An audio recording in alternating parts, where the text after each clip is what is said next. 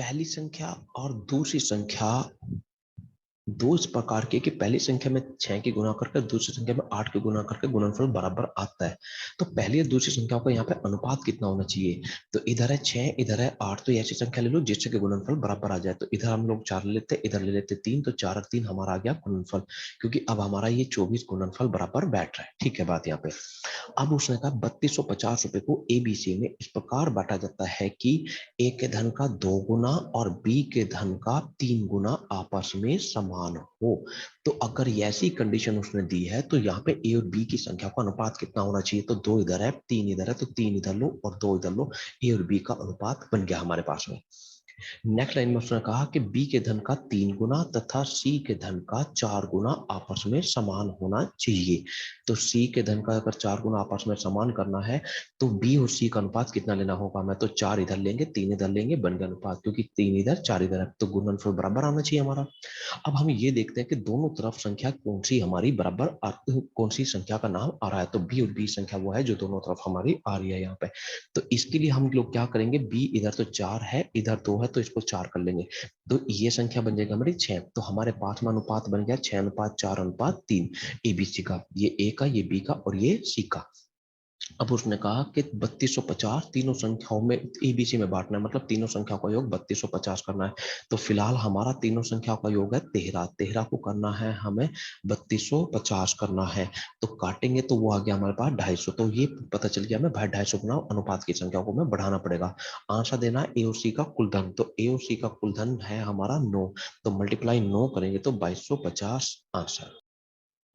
कुछ धन को एबीसी में इस प्रकार बांटा जाता है कि ए के धन का 2/3 भाग तथा बी के धन का 3/4 भाग आपस में समान हो। तो ये अगर हमें समान रखना है तो ए और बी के धनों का अनुपात कितना होना चाहिए?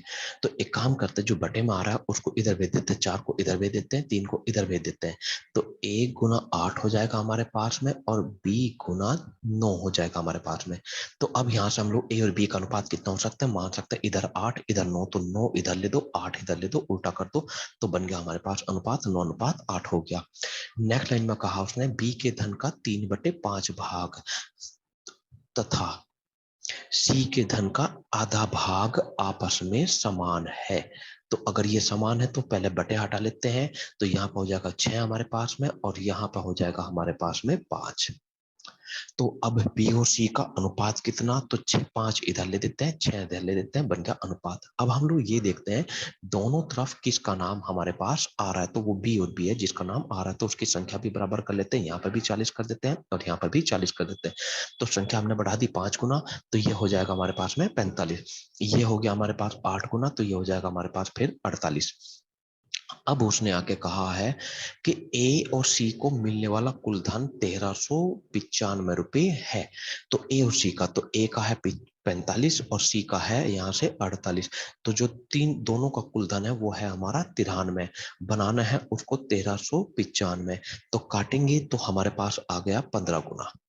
अब उसने पूछा है हमारे से कि तीनों का कुल धन कितना है। तो तीनों का अगर हम लोग कुल धन जोड़ेंगे 45, 50, 40 और 48 को जोड़ते हैं तो हमारे पास तीनों का कुल धन आता है 133। तो 133 को अगर हम 15 गुना करते हैं तो हमारे पास आ जाता है 1995 कुल धन है तीनों का। 1080 रुपए को एबीसी में इस प्रकार बांटा जाता है कि ए के धन का 2/3 भाग, तो जो ए का धन है हमारा उसका 2/3 भाग तथा बी के धन का 3/4 भाग तथा सी के धन का 3/5 भाग आपस में समान हो। तो अब यहां से हम देखते हैं कि ए बी सी की संख्याओं का अनुपात कितना होना चाहिए कि ये सारे बराबर आ जाए। तो इसके लिए एक सिंपल सी बात करते हैं। जैसे अगर हम लोग देखें पहली संख्या का 6 गुना और दूसरी संख्या का 8 गुना और तीसरी संख्या का 4 गुना आपस में समान लाना है, तो हम लोग यहाँ पे क्या करेंगे? तो यहाँ पे संख्या है 6, 8 और 4। तो ये ऐसी संख्या ले लो जो तीनों से कटती है, 6 से भी कटे, 8 से भी कटे और 4 से भी कटे। तो हम लोग ले लेते हैं यहाँ से 24।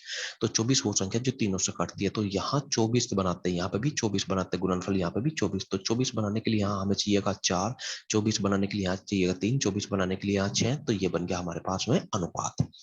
अब ऐसे ही अगर हम लोग देखें, पहली संख्या गुना 1/5 बराबर दूसरी संख्या गुना 1/3 और तीसरी संख्या गुना 1/4 है। तो ऐसी कौन सी तीन संख्या कौन सी हो सकती है जो इस तरीके से अनुपात बना दे?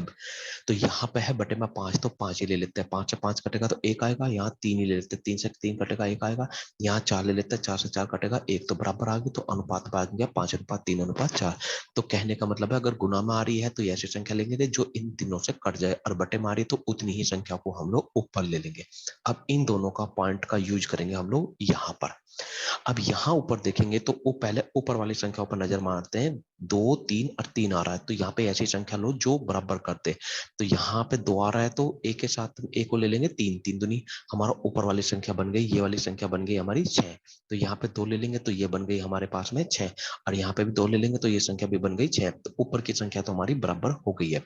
अब बटे में आ रहा है, यहाँ पे 3 आ रहा है, यहाँ पे 4 आ रहा है, यहाँ पे 5 आ रहा है। तो जितना बटे में आ रहा है तो उतना ऊपर ले लेते हैं हम लोग, गुना कर लेते हैं इसकी। तो 3 की ऊपर गुना कर लेंगे यहाँ पे, तो 3 तिया बन जाएगा हमारे पास 9। 4 की गुना ऊपर कर लेंगे यहाँ पे, तो ये बन जाएगा हमारे पास 8। और 5 की गुना इसमें ऊपर कर लेंगे तो ये बन जाएगा हमारे पास 10। तो कहने का अनुपात है, मतलब है हमारा अनुपात बन गया 9:8:10। ये ए का हो गया, ये बी का हो गया, और ये सी का हो गया। अब हमारे पास तीनों के अनुपात आगे हैं। अब हम लोग आगे चलते हैं। उसने कहा है 1080 रुपए को तीनों में बांटा जाता है। तो इसका मतलब जो तीनों संख्याओं का योग हमारा आता है वो आ रहा है 27, और इसको बनाना है हमें यहाँ पे 27 को 1080। तो भाग कर देंगे हम लोग यहाँ से, तो यहाँ से हमें गुना मिल गई, वो मिल गई हमें यहाँ पे 40 गुना। अब उसने पूछा है तो यहाँ बी, ए और बी का कुलधन सी से कितना अधिक है? तो ए और बी का कुलधन, तो ए और बी का कुलधन अगर हम लोग देखेंगे तो यहाँ पाता है हमारे पास में 17। तो सी से कितना अधिक है? 7। तो 7 की मल्टीप्लाई करेंगे तो आंसर बनेगा हमारा कितना? 280। 786 रुपए को एबीसी में इस प्रकार बांटते हैं कि ए के धन का 2/3 भाग तथा बी के धन का 40%। 40% को हम लोग अगर सॉल्व आउट करेंगे तो 2/5 लिखा जा सकता है इसे, मीन्स 2/5, तथा सी के धन का 0.75, मीन्स अगर इसे काटेंगे हम लोग 3 और 4 लिख सकते हैं, मीन्स 3/4। तो 3/4 भाग आपस में समान रहते हैं। अब वही क्वेश्चन आ गया, बन गया हमारा कि ए बी सी का धन का अनुपात कितना, मीन्स इन संख्याओं का अनुपात कितना। तो सबसे पहले हम ऊपर की संख्याओं पर ध्यान करेंगे। यहाँ 2, यहाँ 2, यहाँ 3। तो ऊपर की संख्या हम लोग 6 पे बराबर करेंगे ताकि इनके गुणनफल ऊपर वाली संख्याओं के बराबर आ जाए। नीचे की संख्या को फोकस अभी नहीं करेंगे। तो यहाँ पे ले लेंगे हम लोग 3 दूनी 6, 3 दूनी 6 और 2 तिया 6।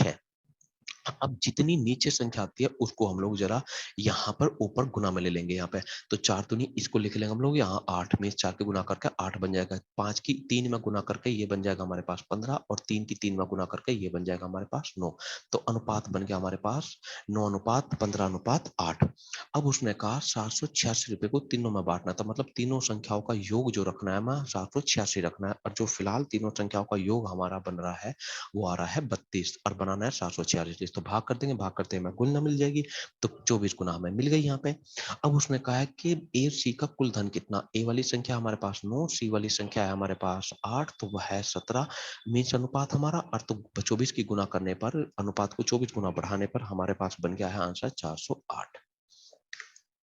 अब यहाँ पर भी वो एक सवाल आया है कि ए के धन, ए वाली संख्या का 3/4 करके और बी वाली संख्या का 0.8 का मतलब है हम लोग इसे 4/5 लिख सकते हैं यहाँ से। तो बी वाली संख्या का 4/5 करने पर और सी वाली संख्या का 60% का मतलब है हम लोग इसे 3/5 लिख सकते हैं। आपस में क्या आता है? समान।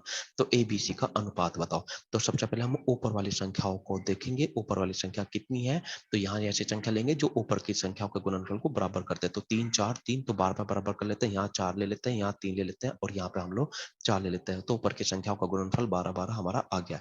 तो जो नीचे की संख्या उसकी मल्टीप्लाई करके ये बन जाएगा हमारे पास में 16। इसकी संख्या की 3 में मल्टीप्लाई करके ये बन जाएगा 15, और ये बन जाएगा हमारे पास 20। तो अनुपात आ गया 16:15:20 हमारा। एक आदमी अपनी संपत्ति 2650 रुपए को 2 पुत्र, 3 पुत्री तथा एक पोते में इस प्रकार बांटता है कि प्रत्येक पुत्र का धन का 3/4 भाग, तो पुत्र के धन का 3/4 भाग तथा प्रत्येक पुत्री के धन का 2/3 भाग तथा प्रत्येक पोते के धन का 3/5 भाग आपस में समान हो। तो यहाँ पे एक पुत्र को कितना धन मिले, एक पुत्री को, एक पोते को कितना मिले, तो अनुपात बना लेते हैं इसके। तो यहाँ पे ऊपर है 3 2 3, तो 6 पे बराबर कर लेते हैं। 6 के लिए यहाँ 2 चाहिएगा हमें, यहाँ 3 चाहिएगा हमें, और यहाँ 2 चाहिएगा। तो नीचे 4 है तो 4 की गुना कर लेते हैं इसमें, तो ये बन गया हमारे पास में 8। 3 की गुना कर लेंगे तो ये बन जाएगा हमारे पास में 9, और 5 की गुना करेंगे तो ये बन जाएगा हमारे पास में 10। तो ये 8 कितने पुत्र को मिलेगा, यहाँ थे 2 पुत्र, ये 2 पुत्र को नहीं मिलेगा यहाँ पे मिलेगा ये एक पुत्र का धन 8, एक पुत्री का धन 9, और एक पोते का धन है हमारे पास में 10। अब उसने कहा है कि जो संपत्ति बंटनी है ये वाली, वो इनमें बांटनी है, मतलब 2 पुत्रों में बांटनी है। तो एक पुत्र को 8 रुपए मिलेंगे तो 2 पुत्र को मिलेंगे 16 रुपए, एक पुत्री को 9 रुपए मिलेंगे तो 3 पुत्री को मिलेंगे 27 रुपए, एक पुत्र को 10 रुपए मिलने हैं, तो ये रहा हमारा यहाँ पे 10। तो अब उसने कहा है कि ये संपत्ति इनमें बटी है, तो हमारे हिसाब से जो अनुपात बनता है इनका ये बनता है, तो तीनों का जो अनुपात का कुल संपत्ति बनती है वो हमारी बनती है 53। तो हमारे हिसाब से बट रही है 53, बांटने हैं हमें 2650। तो अब ये देखेंगे इस अनुपात को हमें कितने गुना बढ़ाना है, तो काटेंगे तो ये आ गया हमारा 50 गुना हमें बढ़ाना है। उसने कहा अब यहाँ से एक पुत्र तथा एक पुत्री का कुल धन, एक पुत्र यहाँ एक पुत्री, तो एक पुत्र की अगर हम लोग बात करेंगे तो एक पुत्र को मिलता है हमारे हिसाब से 8 रुपए, और एक पुत्री को मिलता है हमारे हिसाब से 9 रुपए का कुल धन 2 पुत्रों से। तो एक पुत्र को मिलता है 10 रुपए, तो 2 पुत्र को मिलेगा हमें 20 रुपए, से कितना अधिक कम है, तो कितना कम है, तो यहाँ पे बैठता है ये 17 रुपए। तो 17 रुपए 20 से कितना कम है, 3। तो अब हमारा 3 कम आया है, तो इसको 50 गुना बढ़ाएंगे तो आंसर 150। एक आदमी अपनी 7720 रुपए की संपत्ति को 2 पुत्र, 3 पुत्री और 2 पुत्रों में इस प्रकार बांटता है कि 2 पुत्र तथा 3 पुत्री को मिलने वाले धन का अनुपात 3:4 हो। मीन्स 2 पुत्र यहाँ पर कहा गया है और 3 पुत्री कहा गया है, इनको जो मिलने वाले धन का अनुपात होना चाहिए वो 3:4 होना चाहिए। नेक्स्ट कहा उसने 2 पुत्री तथा एक पोते को मिलने वाले धन का अनुपात है 3:2 होना चाहिए यहाँ पे। तो अब हम यहाँ ये समझते हैं अगर 2 पुत्र को हमारे 3 रुपए मिल रहे हैं तो एक पुत्र को कितना मिलेगा, तो मिलेगा यहाँ पे 3/2 अनुपात। 3 पुत्री को जो धन मिला है वो 4 रुपए मिल रहे हैं, तो एक पुत्री को कितना मिलेगा, 4/3 मिलेगा। अब ये अनुपात हमारा यहाँ बटे में आ गया, तो इसको क्या करते हैं, चेंज कर लेते हैं, यहाँ पे गुना क्रॉस ले लेते हैं यहाँ से, और इसको इधर कर देते हैं। तो यहाँ पे बन जाएगा ये हमारे पास 9, और ये बन जाएगा हमारे पास 8। अब 9 रुपए मिलते हैं एक पुत्र को, अब 8 रुपए मिलते हैं एक पुत्री को, तो ये जो धन है 9 रुपए वो एक पुत्र का धन है, ये बात ध्यान रखनी है हमें। और 8 रुपए जो है वो एक पुत्री का धन है, ना कि 3 पुत्री का।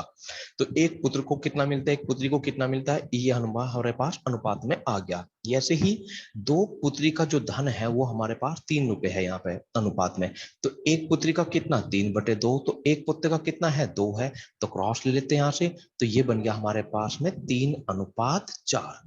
तो ये जो 3 रुपए है वो है एक पुत्री का धन 3 रुपए, और एक पोते का जो धन है वो है हमारे पास 4 रुपए अनुपात के अंदर। अब हम ये देखते हैं कि दोनों तरफ इधर और इधर किसका नाम आ रहा है, तो यहाँ पे भी पुत्री आ रहा है, यहाँ पे भी पुत्री आ रहा है, तो इसके इनके धन भी समान होने चाहिए। तो यहाँ पे है 8, यहाँ पे है 3, समान नहीं है तो समान कर लेते हैं, यहाँ पे 24 यहाँ और 24 यहाँ। तो 24 रुपए दोनों पुत्री, एक पुत्री को हम लोग देते हैं दोनों तरफ। तो अब ये 3 गुना तो ये बन गया हमारे पास 27, ये 8 गुना तो ये बन गया हमारे पास 32। तो एक पुत्र को मिलेगा 32 और एक पुत्र को मिलेगा हमारा 27 और एक पुत्री को मिलेगा 24 रुपए। अब तीनों को, एक पुत्र को, एक पुत्री और एक पुत्र को कितना कितना धन मिलता है, इनका हमारे पास अनुपात बन गया है। अब उसने क्वेश्चंस में कहा है 7720 रुपए की संपत्ति को इनमें बांटा गया था 3 पुत्र में, तो अगर एक पुत्र को हमारे 27 रुपए मिलते हैं तो 3 पुत्र को पैसे मिलेंगे यहाँ 81 रुपए। अब एक पुत्री को मिलते हैं 24 रुपए, तो 2 पुत्री को जो पैसे मिलेंगे वो मिलेंगे 48 रुपए। क्योंकि एक पुत्री को 24 मिले हैं। अब एक पुत्र को 32 मिलते हैं। अब यहाँ पुत्र हैं यहाँ पर हमारे पास में 2, तो मिलेंगे 64 रुपए। तो मिलाकर ये सारा अगर हम लोग जोड़ते हैं, धन हमारा कितना हो गया है, तो ये हो गया 193, 193 रुपए तीनों का धन हो गया। कौन? जिसमें 3 पुत्र हैं, 2 पुत्री हैं और 2 पोते हैं, इन सभी का धन मिलाकर 193 रुपए हो गया। अब ये धन करना है हमें 7720 पे। तो करना कितना है उसे ऊपर लिखो, कितना है फिलहाल अनुपात में उसे नीचे लिखेंगे। तो भाग करते ये मिल जाती है हमें यहाँ से गुना, तो भाग करने पर हमें आ गया है 40। तो इसका मतलब ये अनुपात की सारी संख्या हमारी 40 गुना बढ़ेंगी। लेकिन हम सिर्फ उसका आंसर देंगे जिसका उसने यहाँ पे पूछा है। उसने कहा एक पुत्र और एक पुत्र को कुल कितना धन मिला है। तो एक पुत्र को मिलता है 27, एक पुत्र को मिलता है 32। अब यहां अगर हम लोग इन दोनों को जोड़ेंगे तो यहां पर हमारे पास में 27 एक पुत्र को मिलता है और पुत्र को मिलता है 32, तो जोड़ के आ गया हमारे पास में ये 59। तो 59 गुना 40 करेंगे तो आंसर बनता है 2360।